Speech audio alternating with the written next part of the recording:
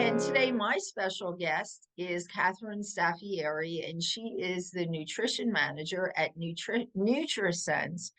And she's also a dietitian. And we're going to talk today a little bit about the correlation between immunity and diet. So, like what you eat, right, Catherine? And immunity has a strong correlation.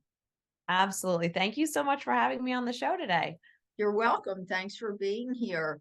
So, I guess tell us a little bit about, because a lot of people don't realize that I always consider food almost like medicine. It's kind of like a medicine. So people don't realize that food correlates to your health in many different ways. Um, I totally agree. I think a lot of times people think like, oh, immunity, maybe that's like a supplement, or, I just need to take like these three, pills and then I won't get a cold or anything. But right, what right. we've learned is that it's really about this, the whole foods, the actual foods, like the meals that you're eating, Uh-huh. and the interplay of different foods. And I think it's not just taking, as you know, it's not just taking one thing one day, it's having like a diet that supports these foods on a daily, weekly, monthly basis, right? Because it's not like you can just take one thing and all of a sudden, Magic. everything's Yes. perfect, right? Exactly. And I think so many people want like a magic pill or something, oh, if I eat a blueberry, I'll be healthy for like a month. It's not quite like that. And yes, during the winter months, especially for those of us that live in colder climates or climates that get a little cooler, a lot of times, for whatever reason, the immunity levels drop. But I think through diet, there may be ways to help prevent that. So, maybe you can kind of fill us in on some of that. Yeah, totally. And I think, vitamin C is one of the ones that everyone kind of talks about. So we don't have to go into that as much. I think that's sort of a no-brainer, if you will. But I would say certainly there are lots of different foods out there that do have vitamin C in them. So, for your listeners, it's not just an orange or something like that, but there are so many different foods that have, that have vitamin C in it. But I think what's really great is talking a little bit about zinc. And Uh-huh. that's a mineral, not a vitamin. It's a mineral that's really critical for immune function, and helping to really help support a robust immune system. So people can find zinc in foods like beef or lamb, also oysters. This is sort of like a fun time of year to maybe have some oysters out with friends if you're going to celebrate something fun. Even in cocoa, right? Have some hot cocoa, and you can get a good source of zinc from there. So zinc is really wonderful for immune health. And then other things like vitamin D is really great. And as you mentioned, people that live in the Northeast, we don't have as much vitamin D because of the sunlight, and it's chillier, and we're not sitting out there in our bathing suits or tank tops that maybe some of our southern friends are enjoying right now. So trying to find some of those sources of vitamin D right now are really great. Things like egg yolks or mushrooms or fatty fish. Those are really good sources of vitamin D, which can also help keep your immune system feeling robust. Mhm. Oh, that's great.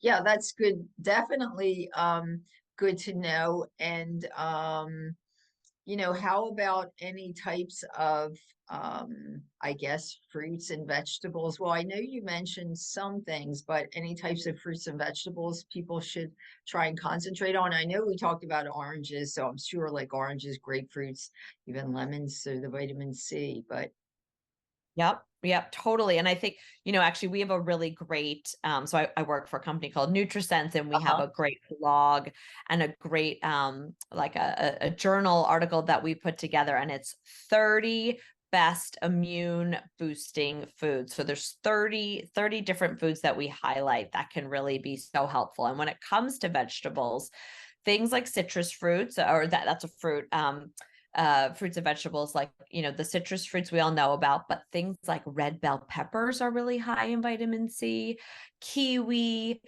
things like blueberries and papaya are all really great. So these are all things that you can incorporate. Tomatoes into your, just, on a daily basis, to be taking in some of these things is really wonderful. Kiwis are really good. And they also, a lot of these foods just have antioxidants. And I think sometimes people don't totally know what an antioxidant is. And so, an antioxidant helps it's like a scavenger, right? It helps sort of fight off the bad guys, like and so we want to take those in so that we keep the inflammation down. And that's really what we're trying to do with that, right? We're trying to keep our fighter cells, our white blood cells, which are our fighter, sort of the army against the invading germs and things like that. So we want to be able to provide those cells with all the right energy. And to help them, we can also take in foods that have antioxidants in them. They sort of help the fighter white cells fight against the bad things. So it's great to do that. And then we also just want to make sure that our cells are working in the right way. And we want to be, feeding them the right kinds of food, so that our cell function is really going off as strongly as it can. And that's where making sure that you're taking in a lot of good protein sources, and you're keeping your glucose levels in check, so that you're not taking in a ton of refined carbohydrates and sugary foods. Mhm. One of the things that I've started doing, and I know if I tell people, they're like, oh, but you know what? When you make those smoothies, because a lot of times I don't have time to, and I'll get a good quality like protein drink that I can make, say for lunch.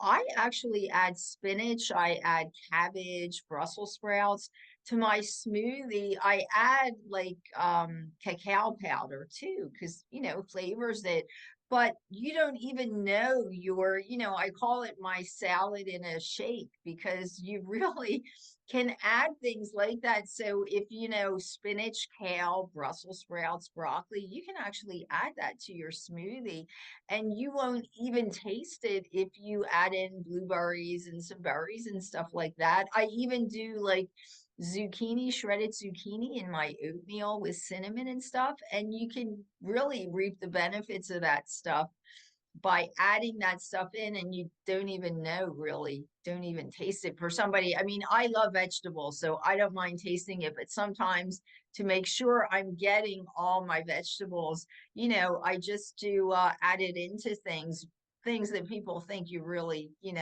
they would never think of. It's really an easy way to get your vegetables in and fruits.